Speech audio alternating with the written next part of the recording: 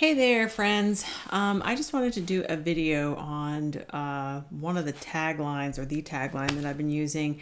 And I usually say "you are the gold," but in actuality, it comes from an essay that I had read where it is "we are the gold." In the description box, I'm going to put a link to the art or to the essay, is what it is. And I will warn you, it's controversial. Okay. The author is Barnhardt, and she, in and of herself, is a controversial figure. She's bloody brilliant, but she presents some information in all of her writings and in her blog, and I think she has some podcasts and some other things.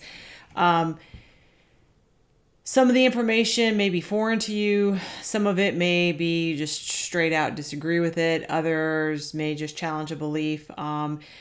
It is difficult material oftentimes that she presents, and she in her writings from years ago, she talked a lot about her business. She was an introductory commodities broker, but now she's pretty much writing strictly on her religious faith. So, if those are some of the things that you're not particularly into, you may want to not, read those things. But she is a brilliant writer, and she's very, very good at explaining certain tough concepts. And so I would encourage you, even though that it is difficult, press on. Consider it somewhat to be part of your education. That reading things that are difficult or controversial, think about it, question it, meditate on it, have discussions with other people that you may know in your family that might be interested in reading some of this information as well. Banter it back and forth. It is quite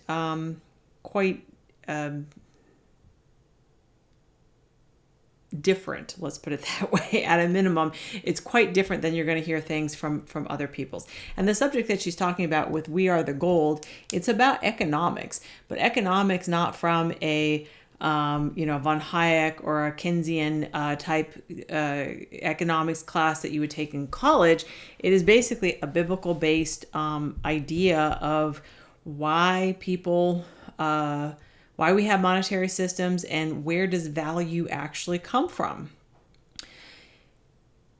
You probably, I don't know if you want to stop now and read her article, or get through this whole video, read it at the end or whatever, but please do actually read her article, particularly in part 3. Okay, she has 3 parts to the essay. Part 3 is the part that really I think clinches the heart of the essay, and the part I'm going to read it to you now, so that you zero in on what I'm talking about. I'm trying to find it. Okay, it says, "We the people have always been and always will be the ultimate backing commodity of our currency, because at its core, money is merely the representative device for a man's capacity and to produce and create. Dishonest men do not create or produce. They steal.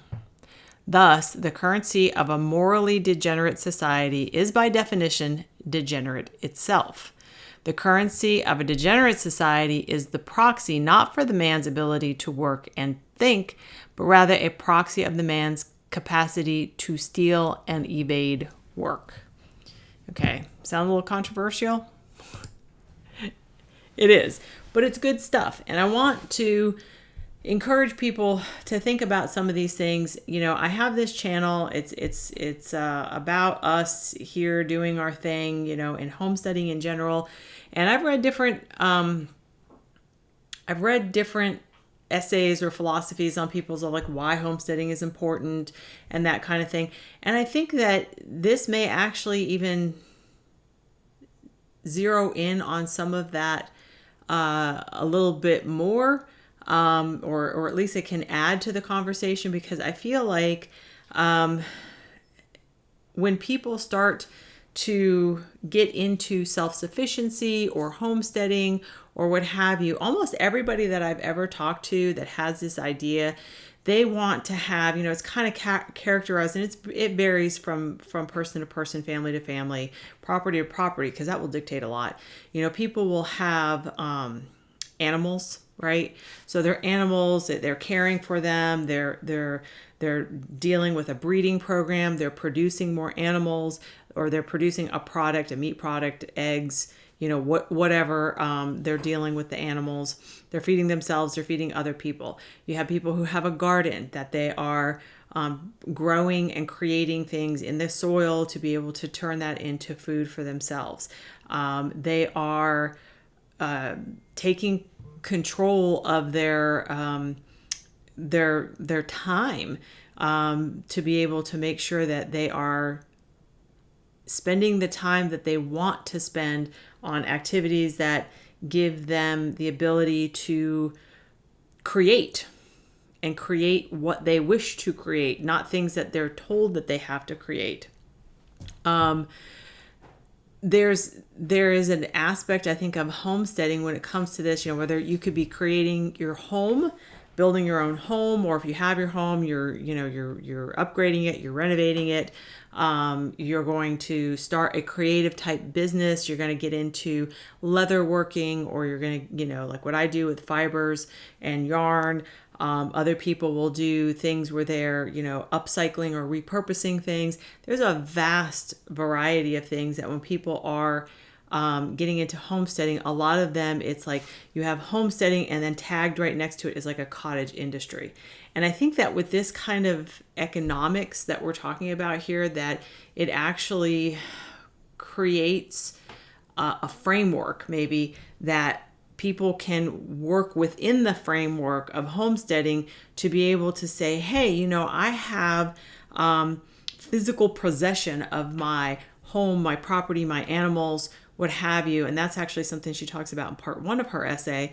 And that the way that, years ago with the economy, the only way that you could actually prove your wealth was to, produce it. You had to say, hey, here's my gold and my silver and my whatever.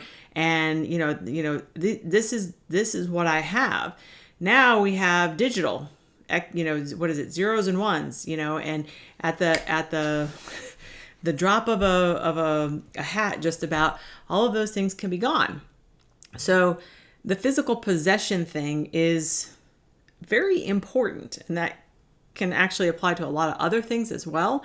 But the physical possession is very, very important. And a lot of people forget about that physical possession is something that we just tend to think, well, whatever. I've got it in the cloud and it's fine. It's not a big deal. Sometimes literally having something in your possession is you can't trump that. You just cannot. That is the best thing that you can do. So having a homestead, you have your property, you have your tools, you have the autonomy on your property to be able to do the things that you want to be able to do. And I think that this is one of the things with homesteading, that even if you have a small apartment or something, but within the walls of your apartment, you can start to think in this manner of being more self-sufficient, more relying upon your abilities, your skills. If you don't have the skill sets, you can learn the skill sets and be able to start somewhere. Because I'll tell you, when we first started getting interested and involved in this lifestyle, it was a very long time ago. Okay. And we were both working full-time jobs, working overtime with those full-time jobs, trying to go to different places and events so that we could get exposure and learn some of the skills. And you can't ever learn it all. We didn't grow up with this. My grandmother did, but my grandmother passed on when I was like 3 years old. So I didn't have the benefit of an older generation to be able to show me some of the things that I now very much value and I think are important skill sets for people to be able to have. Even if you have a a regular type job, whatever that is, that having these things and being able to create things is very important, and having the independence that you can make that decision as to what you find valuable and creating your own personal economy. So I hope it was helpful. And remember, we are the gold. See ya.